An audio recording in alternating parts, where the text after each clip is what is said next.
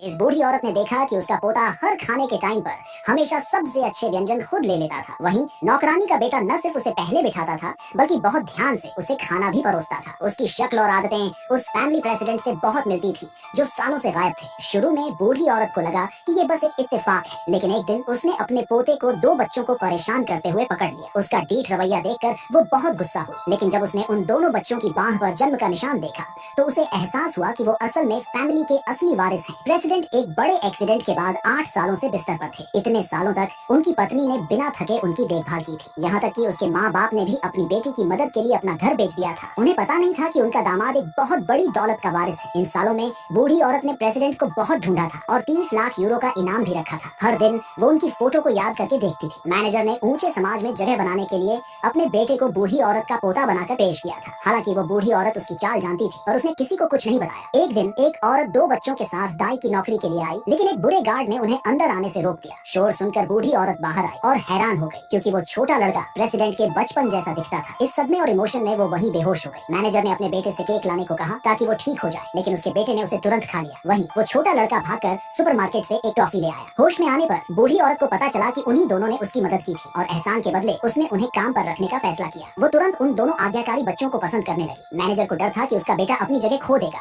इसलिए उसने विरोध किया और कहा कि गांव के लोग यहाँ नहीं रह सकते। लेकिन बूढ़ी औरत ने उस माँ का जोरदार बचाव किया और उसे रहने के लिए कहा। हवेली पहुंचकर उसने उन्हें रहने के लिए जगह दी और मैनेजर को आदेश दिया कि उनके साथ भी उसके पोते जैसा ही व्यवहार किया जाए। मैनेजर नाराज था पर वो मना नहीं कर सका। थोड़ी देर बाद पोते ने बच्चों के सामने रिमोट कंट्रोल वाली कार दिखाई जिसे वे सब लालच से देख रहे थे। भाई ने अपनी छोटी बहन से वादा किया कि जब वो पैसे कमाएगा तो उसे ऐसी ही कार खरीद कर देगा, लेकिन पोते ने उनका मजाक उड़ाया कि वो कभी इतना पैसा नहीं कमा पाएगा और गुस्से में रिमोट को जमीन पर फेंक दिया और उन पर उसका खिलौना चुराने का इल्जाम लगाया। मैनेजर बच्चों को सजा देने वाला था, तभी बूढ़ी औरत समय पर आई और उन्हें बचाया। उसके पास रहने की चाहत में बच्चों ने खुद पोते से माफी मांगी। तभी बूढ़ी औरत ने उनकी बाहों पर छांद के आकार का निशान देखा जो प्रेसिडेंट के निशान जैसा था। उसके दिल में शक पैदा हो गया। उसने चुपके से छोटे लड़के के बाल लिए ताकि डीएनए टेस्ट करवा सके। उसके बाद के खाने के टाइम पर वो लड़का बहुत तहजीब और अच्छे तरीके से खा रहा था, जैसा फैमिली में सिखाया जाता था, जबकि पोता बदतमीजी कर रहा था। तब बूढ़ी औरत ने पूछा कि उनके पापा कहाँ हैं। छोटी बच्ची ने जवाब दिया कि उनकी मम्मी को बचाते हुए उनके पापा कोमा में चले गए थे और उनकी मम्मी मेडिकल बिल चुकाने के लिए ये नौकरी कर रही थी। तब उस छोटे लड़के ने अपने पापा की एक फोटो निकाली। ठीक उसी पर बूढ़ी औरत को पूरी सच्चाई समझ आ गई।